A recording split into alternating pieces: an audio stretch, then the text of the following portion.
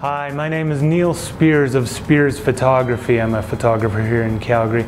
We're going to talk today about posing and learning to be a little bit more photogenic. It's my belief that being non-photogenic, which most people seem to feel they are, is a learned habit. When kids are young and they're really small and they're running around and they're having fun and you take pictures, they're really natural looking. They haven't learned to be non-photogenic. So I think if you can learn a habit like being all tense in front of the camera, then you can unlearn that. And that's what we're going to show you a little bit today on how to do that. I think the first thing to remember when you're learning to be photographed is to accept you for who you are. So I know myself, I was kind of reluctant to be in front of the camera. That's why I was behind the camera. But with a bit of practice, I actually learned to be comfortable in front of the camera as well. And so I've had my photo taken quite a few times now too. A lot of people, when they get in front of a camera and somebody's going to take their picture, they get into the most awkward pose and then they smile really badly. So, really straight out there. Straight onto the camera, they're crossing their hands over, kind of makes you look like you got to go to the bathroom. And then they paste on a really fake smile, which we've probably been taught by our parents when they're taking our pictures. Say cheese, It gets really awkward. So I'm just going to take a picture. So just face towards me, hands, and give me a big cheesy smile. So what we're going to do is we're going to just do a couple of exercises. What we're going to do is we're going to have Ashley here demonstrate. What you do is you have a friend grab a camera and take lots of pictures of you, and we're going to get her to turn a little bit each time and then review the photos afterwards and find out what works best for her face in terms of an angle.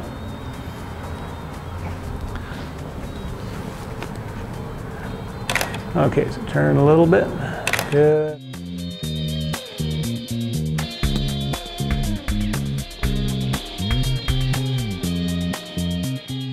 What we're going to do is we're going to do the same thing but standing to find out what direction the body looks the best. So just like that. So obviously Ashley doesn't have this problem, but I have a little bit of a belly. I know that I've got to turn in just a little bit. If I'm turning too much to the outside, I've got a bit of a belly. So what I do is I turn a little bit in, and I want my belly to just be inside the line of my hips and shoulders. And that'll make me look a little bit thinner.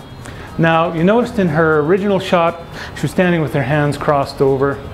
Personally, I think that makes people look like they have to go to the bathroom. Now, some photographers like that pose because it's more active than just hanging your hands down at the side. I would rather see at the side than in front. Other photographers wouldn't. Depends on your own taste. What's really good is putting hands on hips, that kind of stuff. So put your hands on your hips. Okay, now see how that makes a more interesting silhouette. Okay, now the other thing you're going to do is put your left foot slightly behind, point it out, and then turn your right foot towards me.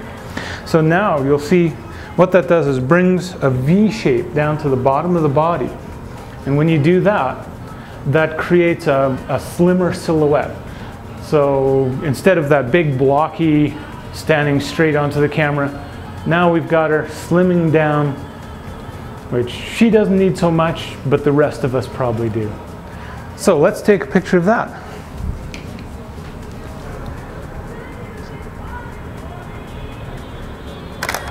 Okay, good. That's very nice. What do you think?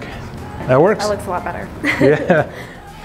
Okay, for women, it's really good to have a bit of an S shape, which might be a backwards S for some poses.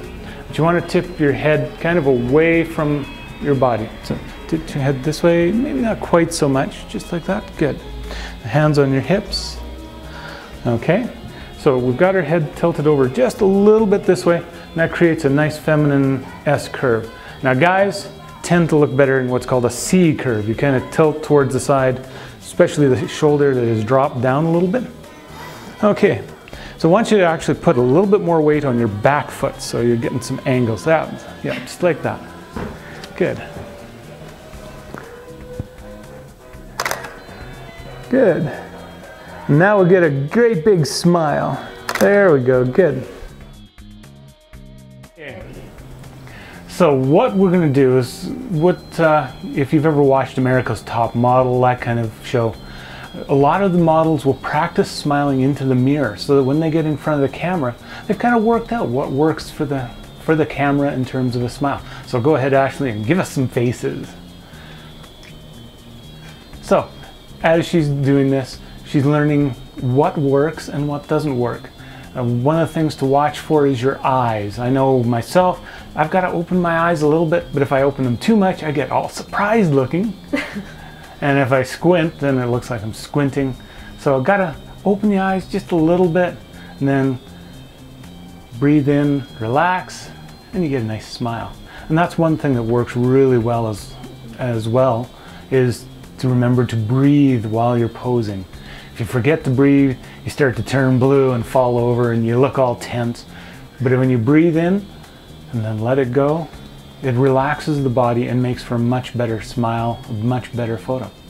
Okay, so why don't we do that really, what most people do, they're waiting, they plaster on a big smile.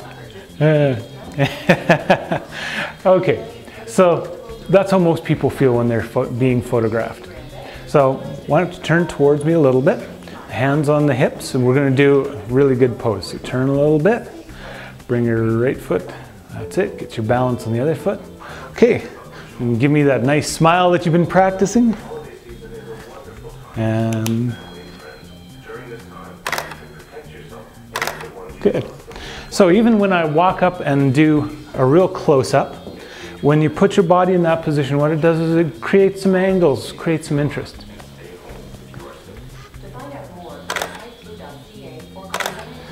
Good. And there we go.